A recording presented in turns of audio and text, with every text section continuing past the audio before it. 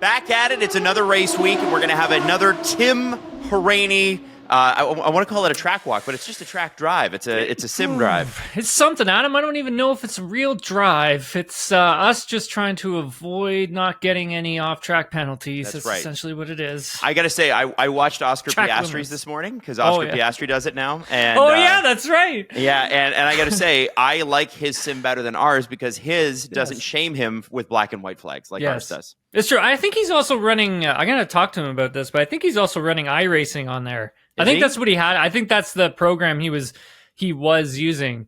He must be watching our segments out. Yeah, that has to be it. Yeah, I bet you Oscar, with all the free time that he has, is going, let me check out Nailing the Apex. So Tim, obviously there's lots to chat about, but I think, ultimately the first thing that we should hit is something that is not even Formula One. And that would be the Honda Indy this weekend in Toronto. Oh. And the fact that you got to speak with Zach Brown, and it's interesting. I watched the interview. It's about 7-8 minutes long. And your last question was the question that ended up on Sky Sports, that ended up on ESPN, that ended up on all the outlets across Europe. And it was your question to Zach about how Christian Horner went out, and was he surprised? And his answer, and I'm paraphrasing here, was not really surprised. Definitely surprised by the timing, because it's mid-season. And so, I guess after that interview, because this, if people are unaware, this went literally everywhere. Mm-hmm. I'm just wondering, Tim, did you know at the time, you're like, oh, that's going to be a big one? Actually, that's a good question, Adam. Can start at the beginning, how sort of these things always get set up, because I always get people asking me. Obviously, I've been interviewing Zach for years, years and years. Since McLaren had one sponsor. Yes. So we have that rapport. And when the Honda Indy rolls around, Zach's been starting to come to it. So the Toronto IndyCar race. This was the second time that he came. So the first time that he came, Aero McLaren is the one that reached out, and they were like, hey, Zach's coming. Yep. Do you have any ideas? And I'm like, yeah, let's do a sit-down interview, and this is what we can do with it, and these are my thoughts, these are my ideas, and these would be my questions. Mm-hmm. And they're great at getting everything ready for us and us coming over and setting everything up. So the first time we did it with the backdrop of hundreds of fans. I don't know if you remember. I do. It was it was crazy. It was nuts. And I think the thing is that with Canadian racing fans is obviously they're very well educated when it comes to F1 and IndyCar, but IndyCars, when they come to Toronto, it's only one of those times that fans can actually get really close to motorsports, if that makes any sense. Where with Formula One, they can get close, but then they can't get that a car just literally rolling by them on their way to the racetrack type deal. So hundreds of fans were there watching Zach and I do this sit down interview, and the team loved it because of the photos that it came out from it and all that kind of stuff. And so this year rolling around, they're like, hey, Zach's coming back. He's like, Aero McLaren's like, we should, team up again and do this interview. And I'm like, yeah, let's do it. This will be fun. I got some other ideas. And so, through my ideas and all that kind of stuff. And I said, but look, I do have to ask him about Christian, because he will have been the only sort of F1 team personnel to have commented on it and given his thoughts on it since it happened. And they were like, yeah, for sure. And they were really easy going about all of it. And then obviously I had to do it professionally and, be professional about it. And Zach came over and we were just chatting, and I said, hey, Zach, I do have to ask you about Christian. And he was like, oh yeah, that's fine. He's like, I understand. And yeah, we started our interview, and like always, Zach's always great to work with. The team is always great to work with. McLaren's always really great to work with. So their whole personnel is always, top notch. And we started to get rolling, and then, I was like, yeah, we got to talk about some F1 right now. And I asked him about Christian, and yeah, and he had said essentially that he wasn't surprised that Christian got let go. It was the fact that, the timing of it all is what was the shocking part about all of it simply put, because of where the team had gone in such a short amount of time.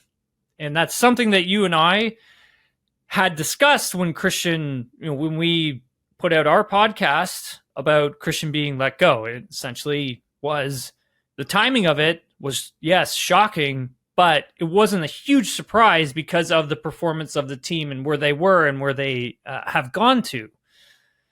And so I think that transitions into, the next part of the conversation of Laurent Mekies coming in, Adam, because that's going to be, we haven't really dove into that as much as I feel we should. But he has got his hands full here, right? So I guess, I mean, this is going to be the first Red Bull racing weekend ever without Christian Horner. Laurent Mekies takes over officially in Spa this weekend. Kind of crazy to think. What does he need to get out of his first weekend? It's a bizarre question to ask, but like, what do you do? I think, it's, I think for Laurent Mekies, he's definitely got his hands full. Like, this is going to be a big job for one person, like a massive, massive job. Like, he's got to convince Max to stay. He has to make sure that the technical environment behind the scenes is done in a way where everyone can collaborate, bring ideas, something similar to like what McLaren does. And then on the flip side of that, the engine program for the team, where is it? And what does he have to do to get it going in the right direction? And to show all of that to Max and being like, this is the plan kind of thing moving forward.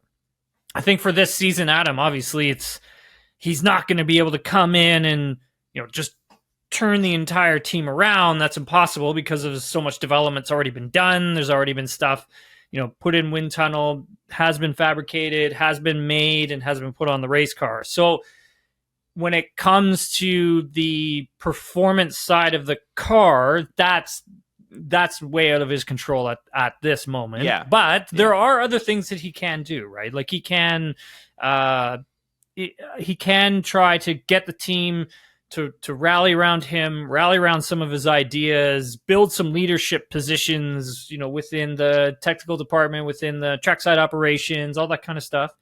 And he's going to have to put his stamp on this team at some point. I just don't see it being straight out of the gates. I think he's got to come in and also build the trust of the team as well with his ideas. I think that's something he can do because I think he's a very talented individual, and it is a smart move to sort of put Laurent in the place that he's in now as CEO and team principal. I think he's the right man for the job at this moment. What do you think the team messaging from both Yuki and Max and, I mean, they're only going to be able to speak to those guys because I don't think they're going to speak to, like, if you were there this weekend, Tim, you wouldn't get access to anybody else. But, what do you think their message will be via Red Bull PR about the change and the new blood at the helm? Yeah, I think it's, you always get these straight up honest answers from Max. Yuki's also the same.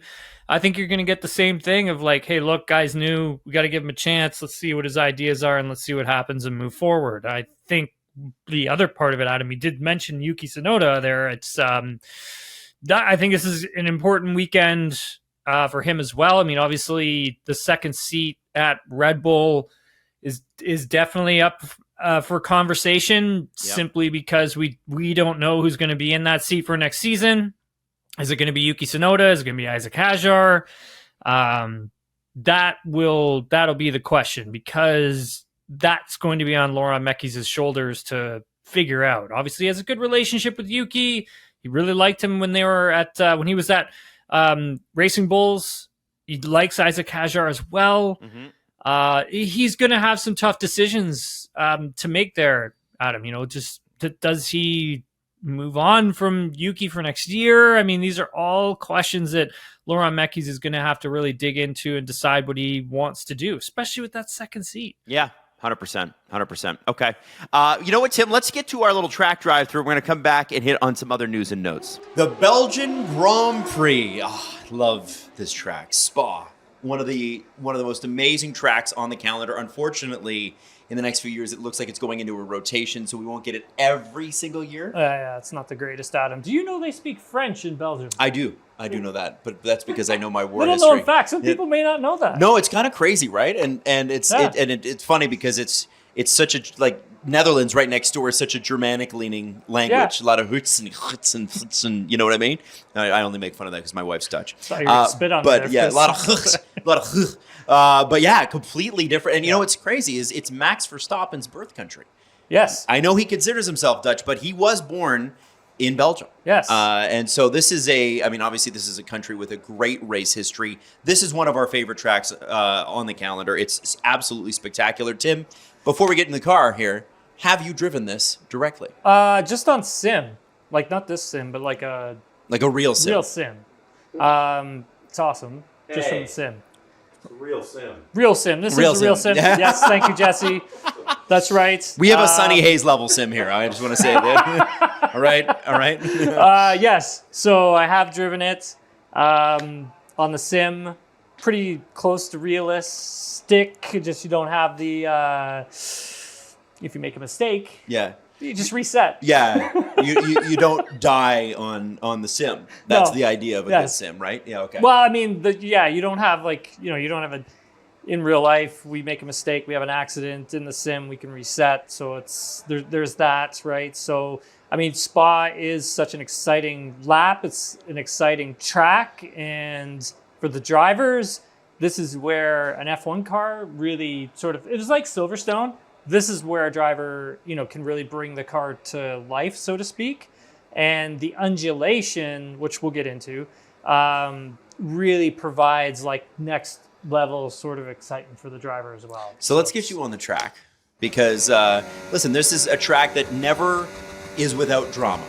I double negative that one, but it's always got drama. And a few years ago, it got completely rained out, which put George Russell, if I'm not mistaken, on the podium. That's right. In a Williams. That's right. They did that one out lap, and it was just raining so hard that they couldn't possibly finish the race. That was 2021 or was it 21 or 22? I couldn't remember. Something like that. I always mess the date up on that one. And that's okay because you know what? It was during COVID and nobody remembers anything anyway. Now, obviously, right now what you're seeing is Tim go into the most famous part of this course. This is Eau Rouge.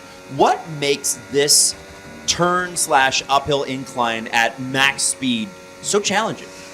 I don't think it's much of a challenge as it used to be for these cars because now there's so much downforce on the cars, Adam. I think like when you take away a lot of the downforce of the cars, then it becomes a very exciting sort of lap. I mean, I think when when the tires are cold, it's pretty exciting through there for the drivers.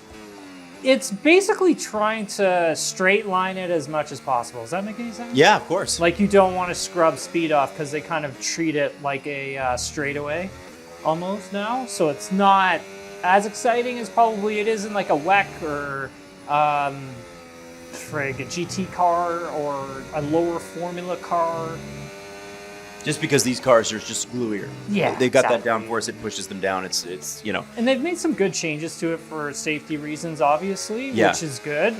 That have kind of opened the corner up a little bit more as well, because we've seen like cars crash and bounce back out onto the track, and obviously it's just horrible when that stuff happens. So I like the changes that they made to the track in terms of safety, especially Eau Rouge.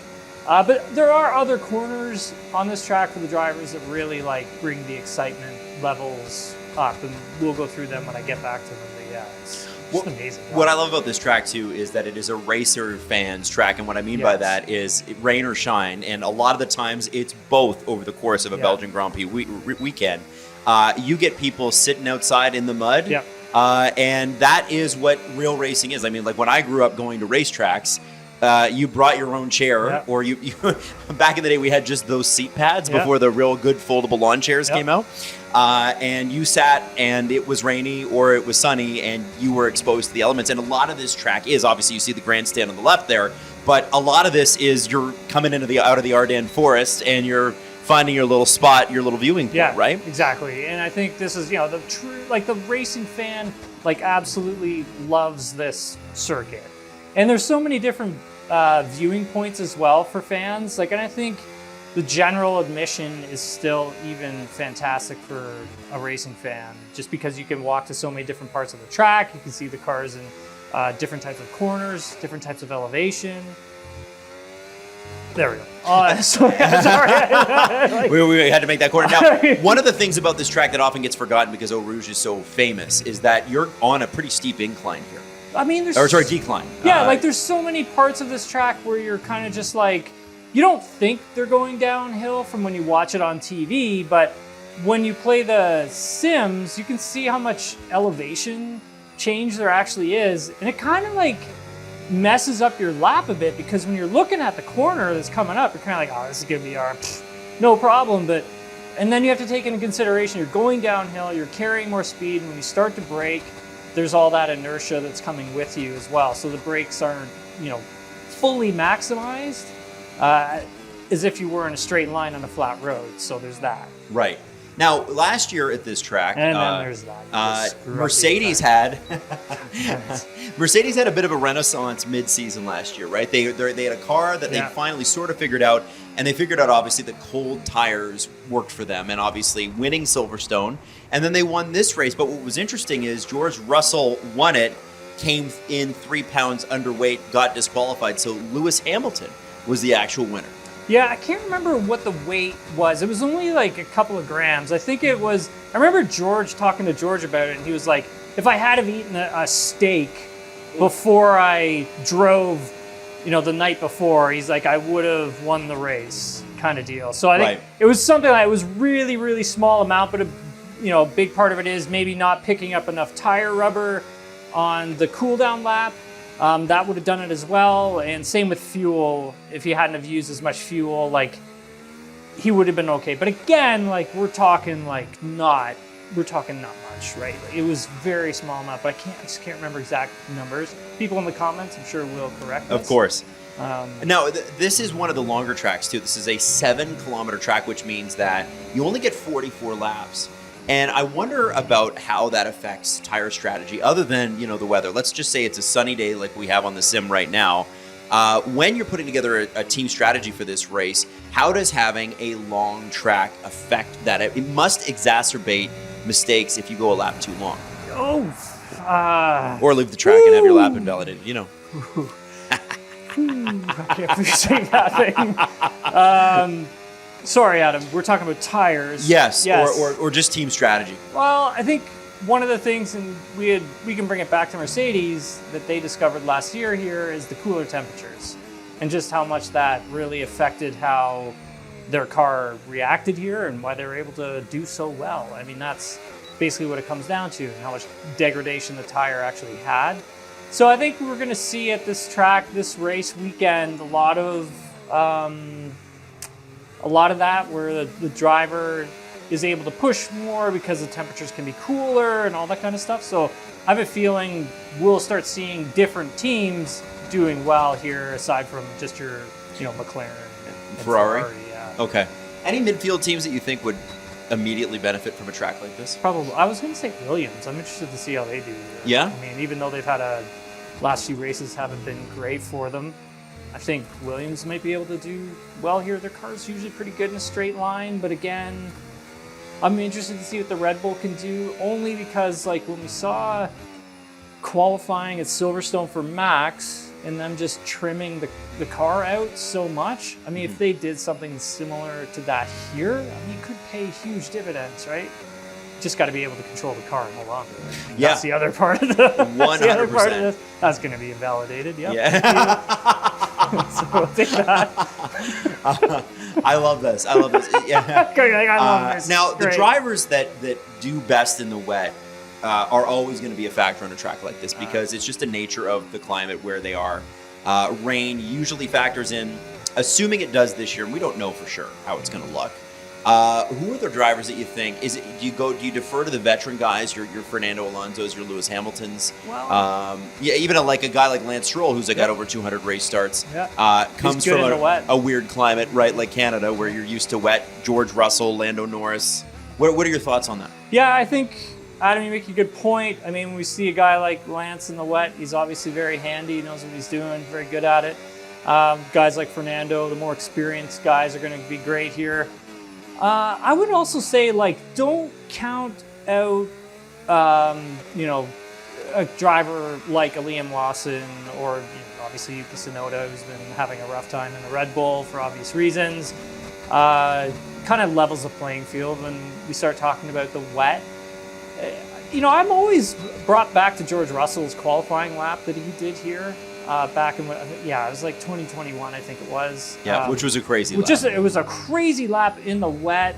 He was fantastic. I mean, don't be surprised if you see a wet quali and have a shocking team from the back or the midfield, qualifying the top 5 or something like that.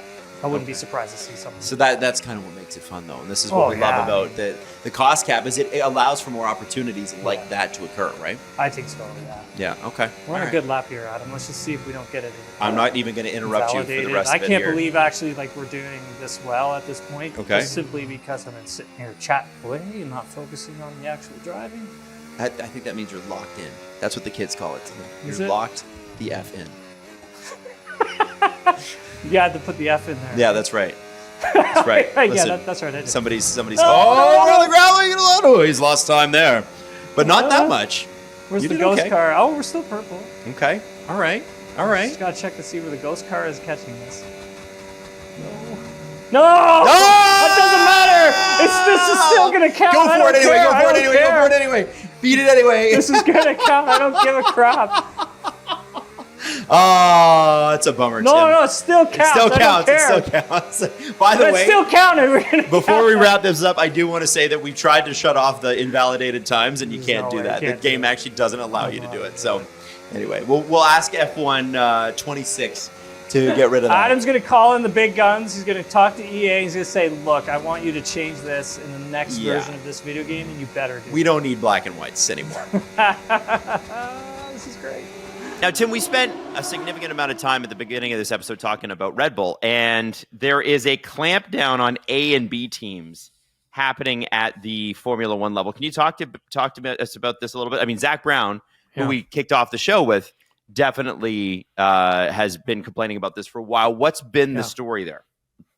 Yeah, this was actually reported by the race and Jonathan Noble, and good on him for getting the scoop on this, because it has been something, like you said, Adam, that has really been bothering guys like Zach Brown and teams and things of that nature, especially for 2026 with this massive new regulation that is coming into F1.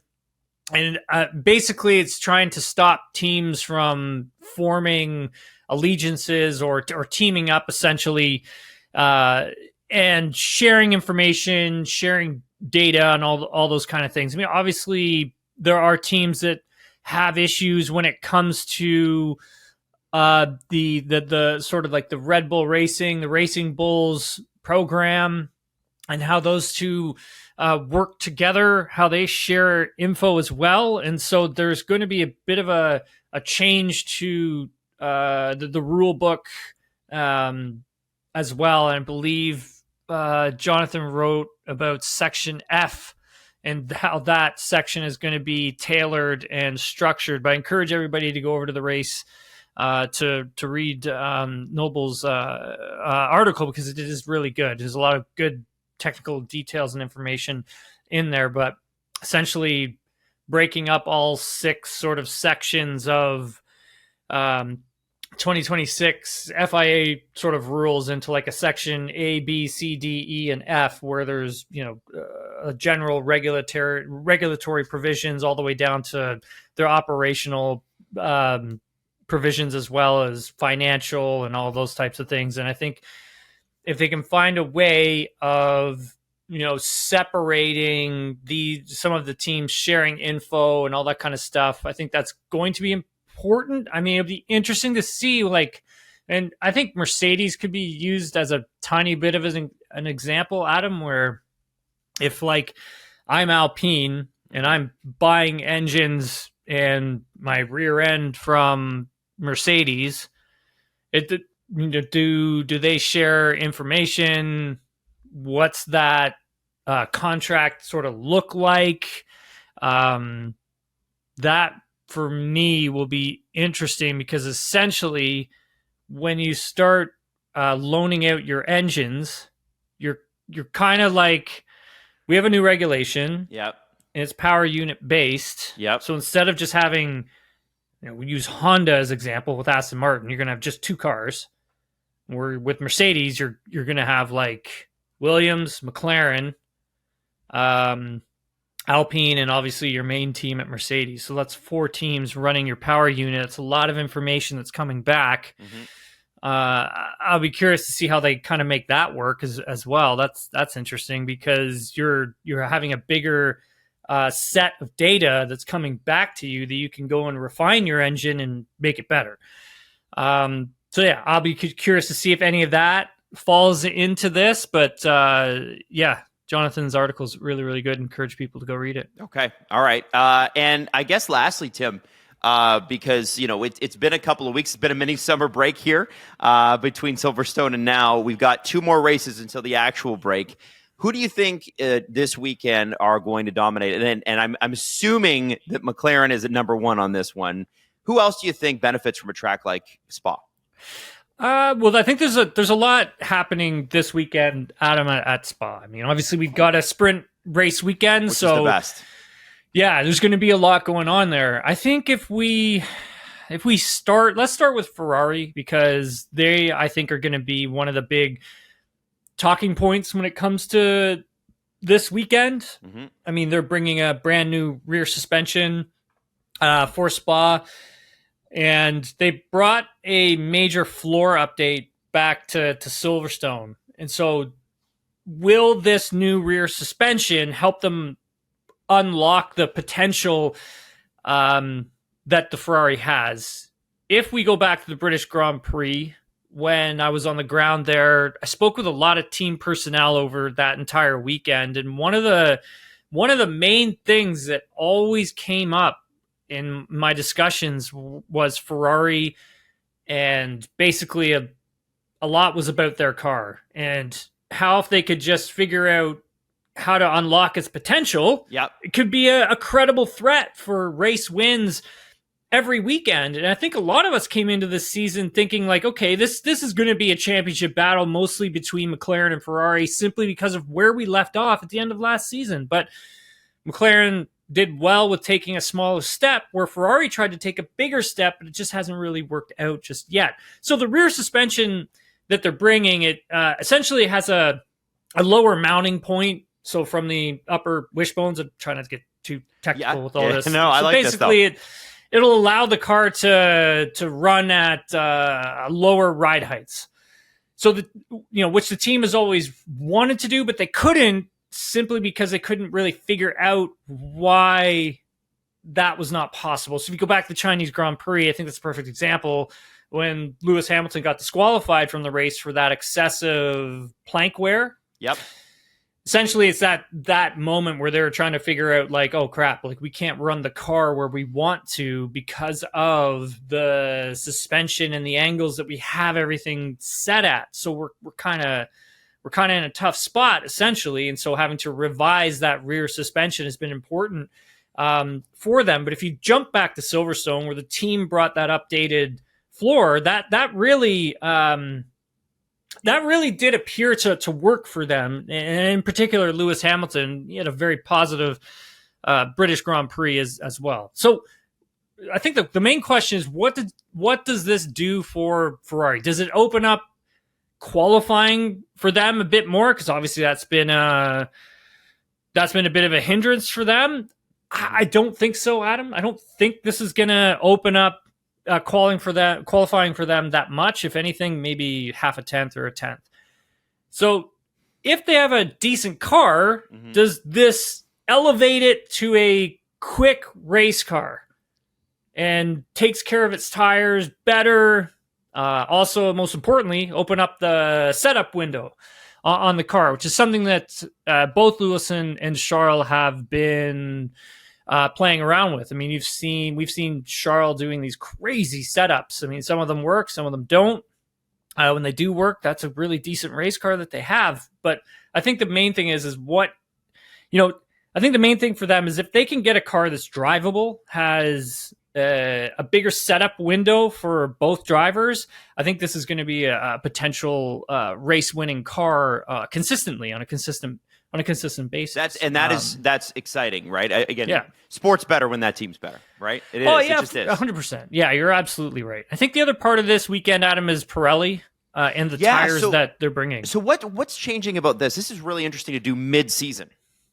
It is. I mean, you're essentially Pirelli's bringing for those who don't get the tires or understand the tires, but essentially Pirelli has a wide range of different types of compounds going from C1, C5, all that kind of stuff and everything in between.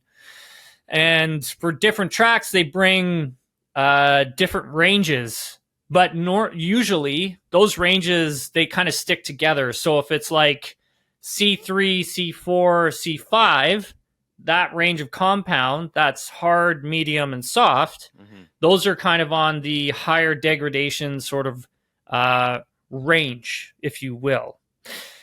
And you have some that are sort of in the middle that go like C2, C3, C4. And again, these are all scattered out for different types of tracks. But what they've done here for the British Grand Prix, or excuse me, the Belgian Grand Prix, is essentially they've gone with C1, which is the hardest range in the compound, and then skipping to C3, which is the medium, and then moving to C4, which is the soft. So they're eliminating C2 from the equation, where C2 would have been that medium tire. And what this will most likely do, Adam, is open this race up to a two-stop race. Right.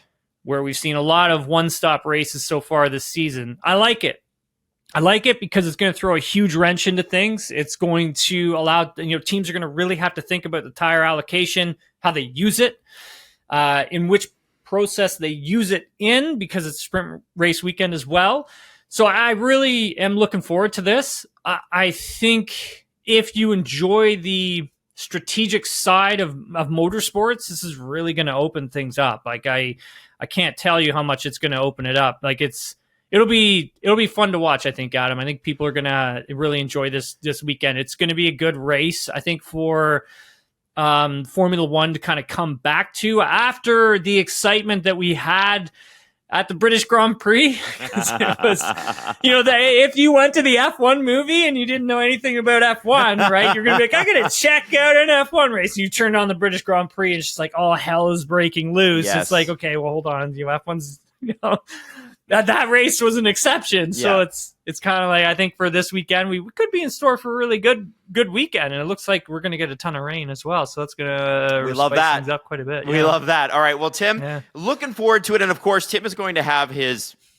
mid-weekend post-qualifying and post-sprint race, really, podcast. So, Tim, you do about 15, 20 minutes mid-weekend. We post it on the SDPN YouTube channel and on the podcast feeds on Apple, on Spotify, on Amazon, wherever you get your podcasts. And then, of course, Tim and I will be back to recap the entire weekend as soon as the race is done. So I'm looking forward to it. It's one of the best races on the calendar. Tim Hauraney, enjoy, sir. Thanks, buddy. Adam, we'll talk to you on Sunday.